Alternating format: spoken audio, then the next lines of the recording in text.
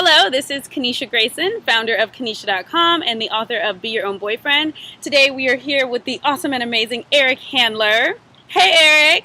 Hi, Kaneisha. So happy to be with you. So Eric Handler is the co-founder of the amazing website Positively Positive that has just like exploded from just a Facebook fan page in May 2010 to almost 1.3 million fans, and I think that is just really amazing. So today, Eric's going to talk to us about how you can be positively positive while being your own boyfriend. So first, I just want to ask Eric, how has optimism changed your life for the better? Optimism. I think it's a combination of optimism and gratitude. I think gratitude creates optimism.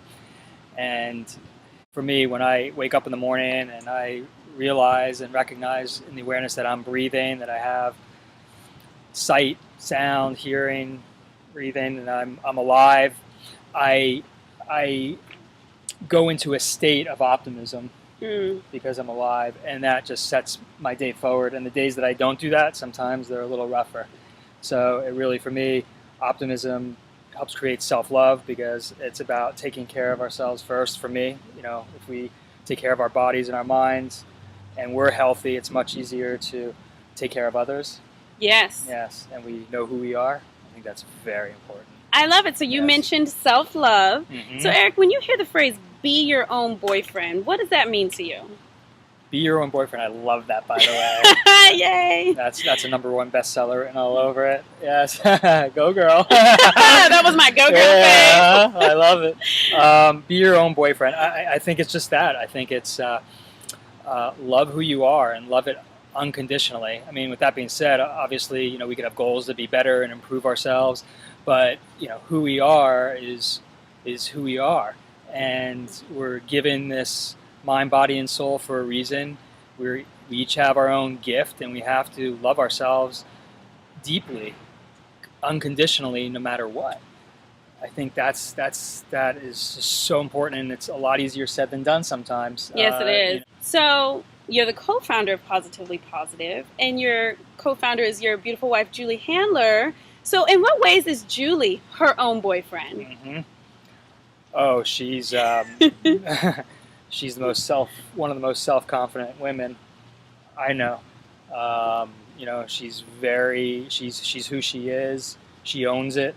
She takes care of her body and mind, and because of that, she has no doubt about who she is as a person. And I think that it's one of the reasons why we're together. There's no doubt in who she is.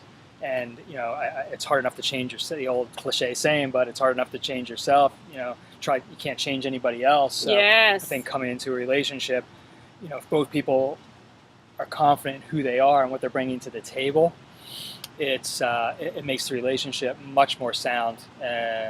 Because we can only see the tip of the iceberg in the other person, no matter how deep of a relationship we are. We're still seeing it through our own lens. And it's hard to see how deep everything goes with the other person. We can never have truly lived in their shoes. So if we're coming in whole, it just makes it a lot easier. Coming in whole.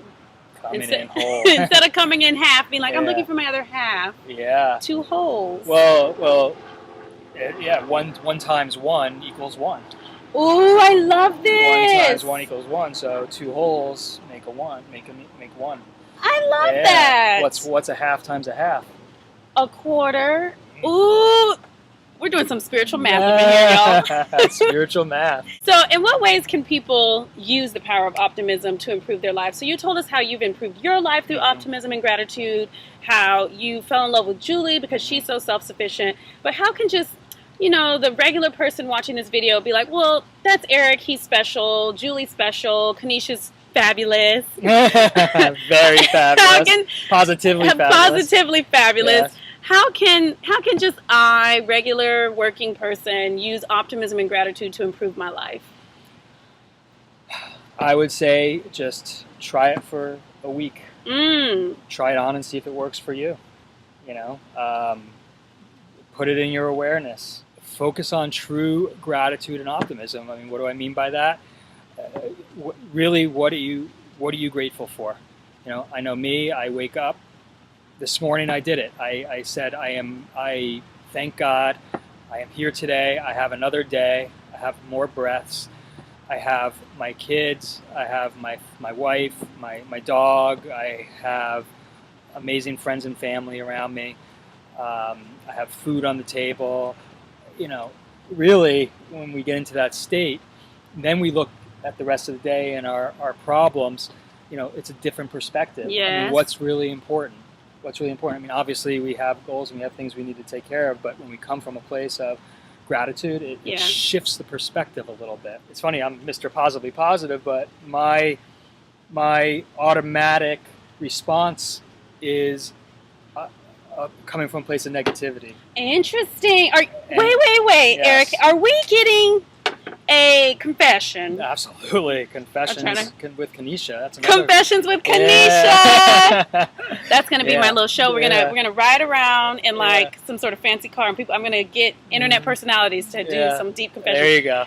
But so are you? Because I'm actually naturally optimistic, naturally positive. Yeah, it's funny. I was just reading. Started watching this amazing documentary called Happy, and in this documentary they have a study, and they say 50% of our optimism comes from genetics. So we're either genetically predetermined to be optimistic or pessimistic. Yes. In general. So I think I fall on that pessimistic side, which is interesting. I think, you know, it's just in your DNA and how you're brought up. So my natural gut reaction to things is going to the worst thing that can happen. So I have to work twice as hard to combat that, and it's a conscious effort every day. And so 50% of it, they say, is genetics, and then they say 10% is our cultural surroundings and, you know, who we surround ourselves with. But the other, it's cultural, and 40% is, you know, relationships and all those good things. And if you look at people who are generally happy, the older they get, you realize they have really tight-knit relationships and communities. People who really know who they really are. Yeah. So it's interesting. I love this. So I have to work twice as hard at the optimism. And that's why it's Positively Positive and not just positive.com. You've gotta, yes. Positively squared, yes. Yes. Yeah. I love this, Eric, and that just enriches the whole video, because it's easy for people to be like me, to be cheerleader, but for someone to actually be like, no, actually, I'm naturally a little bit more of a pessimist, and it's almost like a spiritual practice. Optimism is a spiritual practice. Well, they say you teach what you most need to learn. You teach what you most need to learn, and that's why I had to write Be Your Own Boyfriend. And in the introduction, I write about, like, I spent most of my 20s as the classic codependent girlfriend, and I finally was just like, enough. I don't want to feel empty when I'm not in a relationship. I like that. And for you, you said enough. I want to feel happy no matter what. Yeah, I had to take the bull by the horns because nobody else was going to do it for you. Okay. There's an old saying: you can't pay somebody to do your push-ups for you.